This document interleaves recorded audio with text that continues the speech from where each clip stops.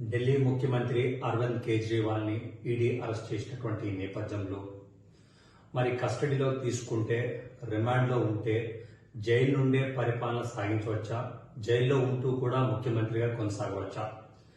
చట్టపరంగా అయితే జైలు పాలు అయినప్పుడు, జైల్లో ఉన్నప్పుడు ముఖ్యమంత్రిగా రాజీనామా చేయాలనేటువంటి రూల్ పొజిషన్ ఏదీ లేదు. ముఖ్యమంత్రిగా కొనసాగచ్చు.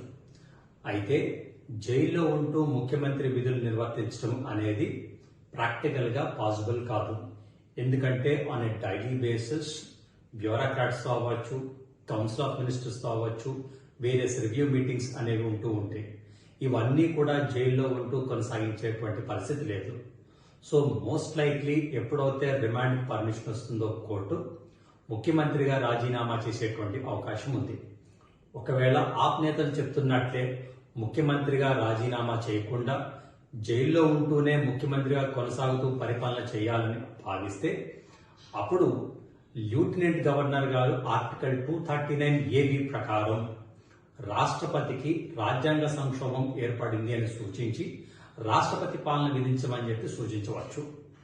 అలా ఆ సూచనని రాష్ట్రపతి గారు ఆమోదించినట్లయితే గనక ఢిల్లీలో రాష్ట్రపతి పాలన విధించేటువంటి అవకాశం ఉంది.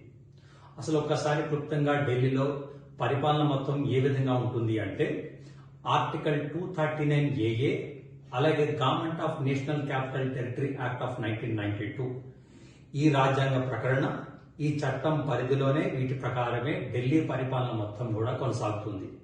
ఒకవేళ ఈ ప్రకటన అలాగే ఈ చట్టం పరిధిలో పరిపాలన గానీ చేసే పరిస్థితి లేకపోతే, ఆర్టికల్ 239AB ప్రకారం లెఫ్టినెంట్ గవర్నర్ రాష్ట్రపతికి సూచన చేసి దానికి అనుగుణంగా రాష్ట్రపతి పాలన విధించేటువంటి అవకాశం కూడా ఉంది.